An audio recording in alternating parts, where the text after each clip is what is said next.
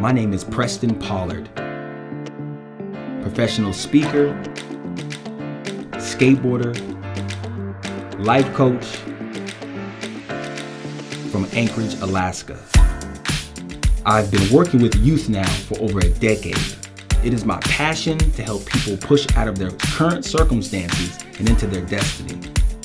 I've talked with successful people to get their story of how they got to where they are today to help you push forward. Today I'm talking with contemporary artist, the Producer BDB. Through his imagination and perseverance, doors started to open. His artwork has reached galleries all around the world, and he's collaborated with some of the biggest celebrities. Join me as I hang with the Producer BDB.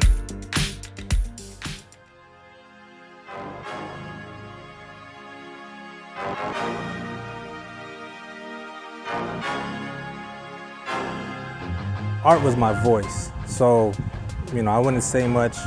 I would just draw, and people liked that I drew. Everybody appreciated the art, so that was like my voice. I was just known as the kid that could draw.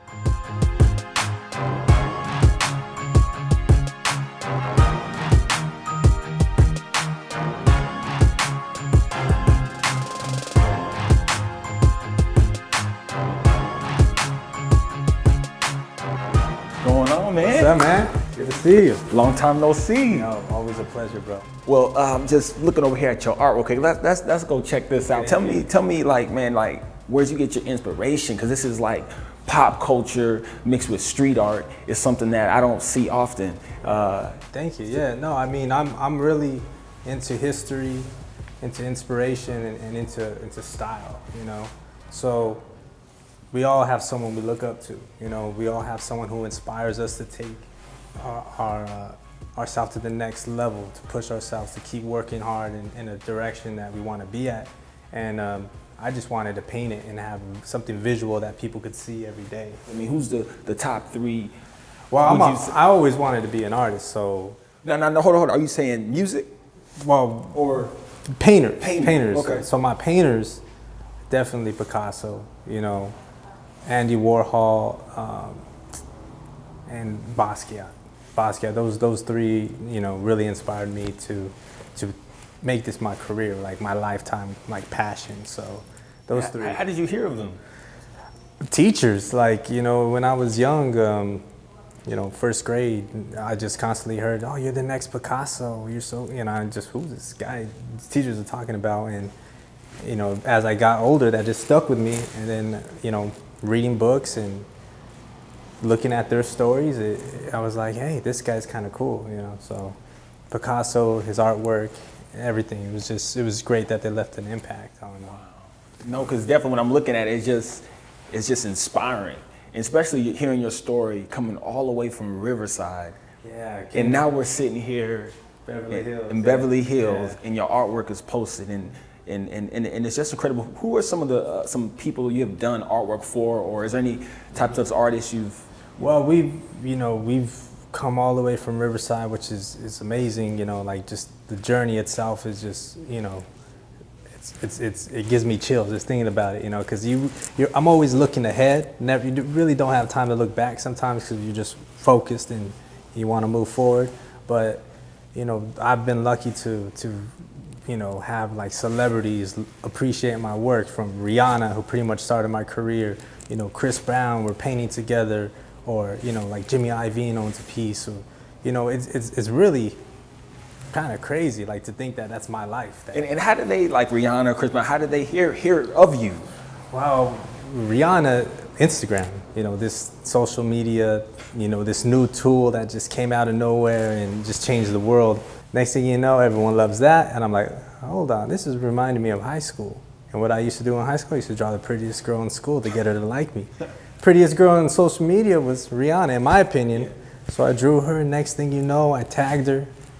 One of her fans reposted it that she followed, and she found out it was me, she followed me, and my phone went crazy, like it died, like everything. And once I turned my phone back on and was like, the wait is over, congratulations.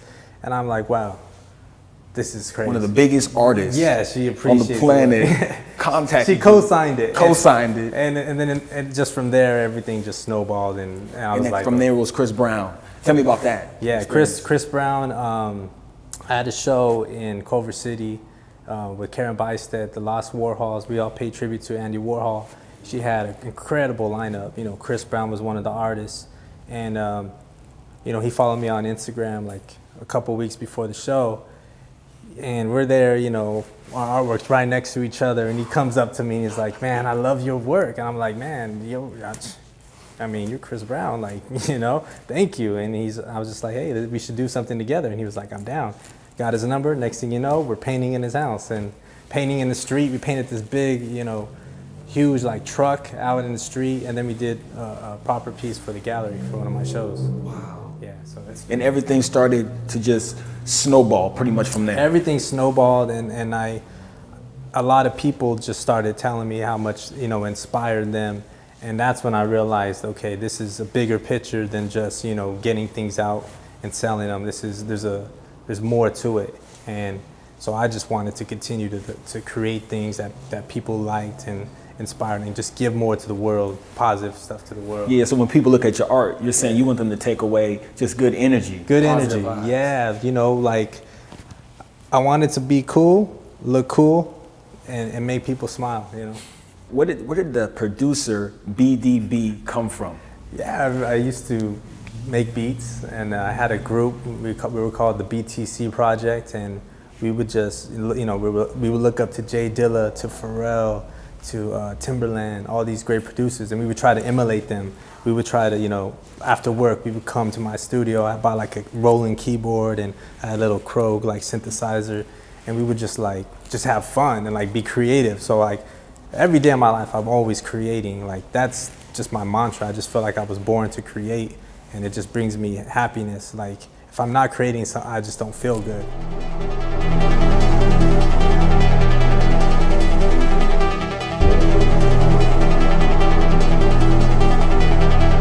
What does success mean to you? I think success is the amount of lives you can affect, you can, in a positive way. Like the amount of lives that you can touch in a positive way, the amount of people you can inspire. I think that, to me, is what success is about. You make a little impact in the world, and you make it better than when you came. You know, fear is an emotion, you know, and we all feel it. You know, it's anxiety. You know, it's what's not known is scary. You know, but I think when you look at the big picture, you know, when you just, you know, space and all this stuff, you know, just think really big, you realize that it's all in your head. Well, this is amazing. Well, you know, I'm looking forward to actually going to where you're from. Riverside. Yeah, I'm really excited. I haven't been there in a long time, so it's probably changed, but I you know. We got to go from where it started. Yeah, let's do it. Let's do it.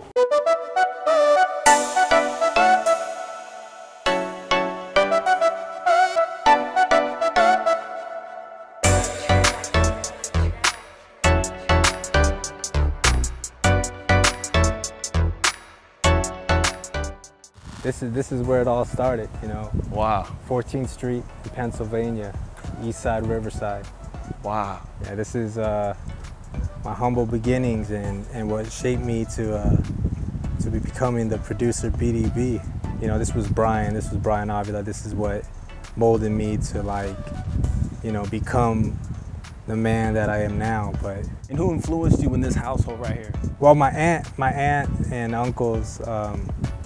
You know, I pretty much grew up with my cousins and my aunts and my uncles, and everyone really supported me from a young age, because I was, you know, I was quiet, but I was always drawing. You know, everywhere I went, I was drawing. Everyone recognized my talent.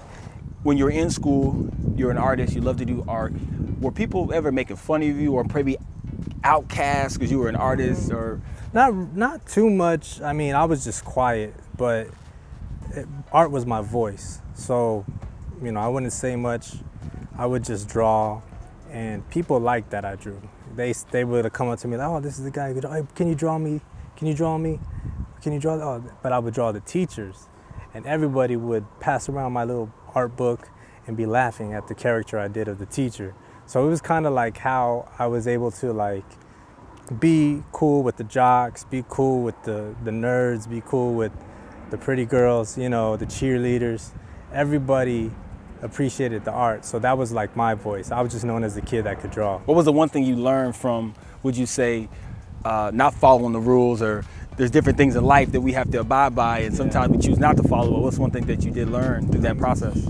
I mean, it's all about your name, you know, and you want to have a good name. So sometimes that shame, you know, it just affects people you care about more. And so having other people look, you know, it's kind of like, it's all about honor and such. So. It's good. I think You have got some? some. I have to still keep looking Oh. for your Shakira poster. But this Oh yeah, these are old. Look, is that that's me? when you were working on your signature, I think.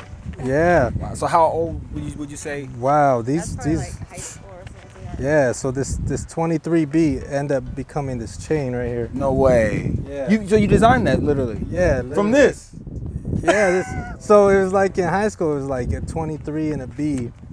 Where did the 23 come from? It was just my favorite number, you know. I was thinking Michael Jordan, but Yeah, Jordan, you know, David Justice. We were always like number 2 or number 3. Like, remember like in elementary school, they would have, all the kids would have a number and it was based off of your last name. So because I was Avila, I was like one of the front. So I was either the number 2 or number 3 growing up. And those were just my lucky numbers. So that would end up becoming, you know, the Big Daddy B symbol, BDB symbol. wow.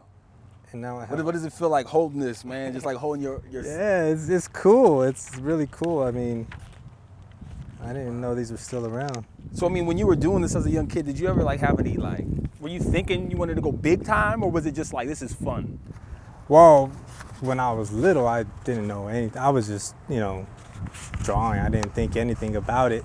I didn't think anything about a career or anything like that. But once I got older, like middle school, I looked to Stan Lee, to Tom McFarlane, to comic books.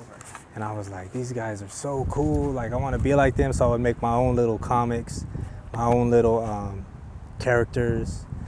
And I would just run wild, like imagination. And I was like, oh yeah, I want to make my own comic book one day. In high school, I would meet other friends who also had the same type of goals. And we would collaborate and make our own comic books after school. So and then I was like, oh yeah, I want to be a comic book artist. But everybody just told me, oh yeah, you're not going to make money. You're not going to be able to support yourself. And that's just the number one thing I heard. It's like, oh, it's a tough life, starving artist. So I didn't think that it was possible. And I didn't, you know, really try to go to like art school or such because of that. Because I felt like, okay, if I go to art school, I'm just going to get in debt. I'm just gonna have to pay $200,000 and then I'm not gonna be able to pay it off. So to me, it didn't make sense to go to school. So I wanted to make money, you know, I wanted to hustle. I wanted to be able to move out of the house, you know, and have nice things. Coming from like humble beginnings, you know, and being around other friends or other classmates who have nice cars or have nice stuff, you're like, oh, I want to be like that. Of course. Yeah, so. Well, it's interesting because even though people were trying to discourage you, Yeah. or let's just say place doubt on you and tell you this is impossible, you still push forward. It was just a part of me. Like, I couldn't stop doing it. So I was always gonna draw, regardless. Nobody was gonna tell me not to draw. Everyone encouraged me to draw. They just like, hey, don't, you know, keep your day job. And I just wanted to prove everyone wrong. Like, no, I could do it. So I got like straight A's my senior year, really worked hard, drew every day, went to college, took art classes. I got a D in art class. I don't know why, how, because the teacher was just really hard on Hating me. on you. He just, no, he liked me so much that he wanted to push me to a level. He knew what he was doing. Yeah, so he gave me like a D, but he's like, your talent, he told me on this letter, he's like, your talent is obvious, but you need to learn how to finish your projects. So I can relate to that. Yeah. The reason I can relate to that, I took this broadcasting class, and literally, it was cool, but he was he was tough on me as well. You know, I wanted to be a gangster back in the day, man. So I had my pants sagging. I was walking through the class. He's like, man, you gotta pick your pants up. You know what I'm saying? But he taught me so much. So I get you. Those are the teachers you remember the most, is the ones that like were tough on you. Definitely. And you know, at the end of the day, I appreciate it because it helped me, you know, work harder. I felt like, okay, well, he didn't know anything. What did he know? But in the long run, he knew exactly what was going on.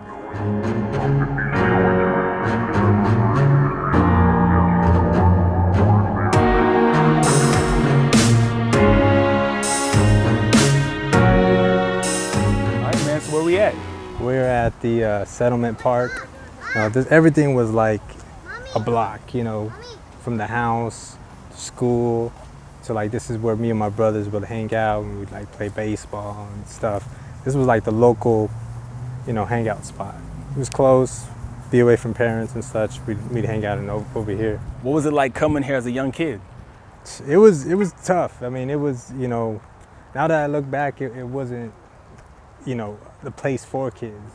It was a lot of like drugs, a lot of gang activity. One time, like me and my brothers were out here. We used to like, my grandma like lived like two houses up. Right, we used to like jump gates. You know, you would just jump gates. You wouldn't go to the streets. You would just jump gates, jump the neighbor's gate, and you would end up here. And one time we jumped these gates, and we saw a bag, and my brother went up to the bag, and he found like a bunch of drugs. We're like, oh crap. You were young. We were young. I was probably like 10. My little brother was probably like 7, 6. And then my other brothers were like same age as me, like 12. And you know, right away, right when we saw that, we could see the people, like these two guys like walking down this way. And they were like, hey, you know, they thought we were stealing the drugs. So they just started pulling out guns and just started shooting.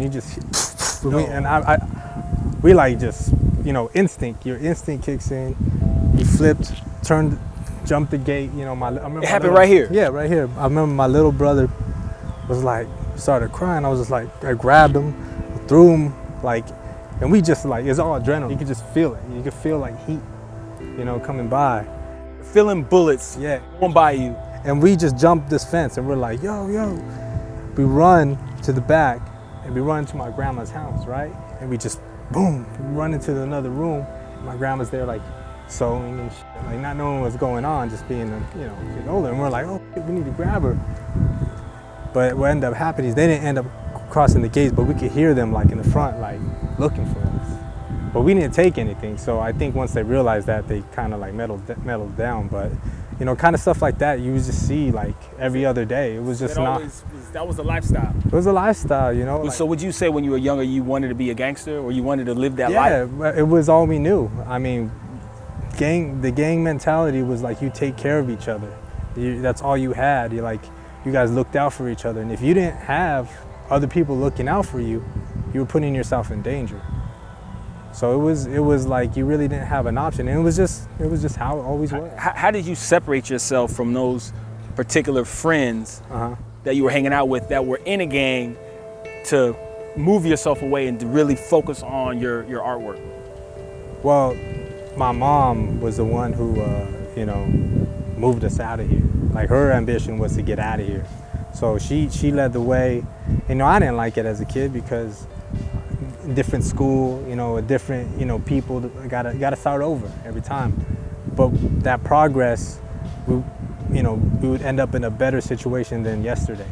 And that's kind of what built that and installed that in me to keep, you know, trying to do better than I was yesterday. So that pushed you forward? Yeah, that pushed me forward. And, you know, like a lot of people ended up in jail. A lot of people didn't make it out of here. And I'm just thankful that, you know, I was able to escape. So that's the problem with just living within your block, is you don't see the bigger picture. You don't see there's so much more out there. How important is it for young people, older people to get out of their comfort zone? I think it's very important. I mean, in order to grow, you have to do things you wouldn't normally do.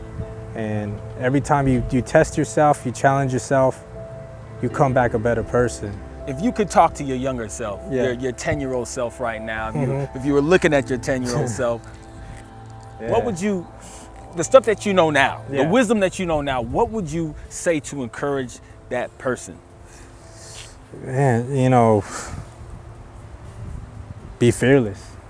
Just go for it. You know, don't doubt yourself, and just you're gonna make mistakes. You're gonna fail, but the sooner you make a mistake, the sooner you can learn from it. So don't waste any time, and just, you know, don't be scared to challenge yourself. And I also wanted to ask you, there's a lot of people that I've met over the years who have different obstacles in their life. What advice would you give someone to push forward through an obstacle, pain, whatever it is? What would you tell that person? You're gonna make mistakes. It's gonna be hard, you know, but it only hurts for a little bit. Like, as long as you keep pushing forward and look to a brighter future, you're gonna get there. Just stay positive in your mind. Yeah, it's gonna be tough. Yeah, it's gonna suck. But as long as you're headed in the right direction, you'll get there eventually. That's good. Thank you, man. Thank you. I appreciate you. Appreciate you. All right.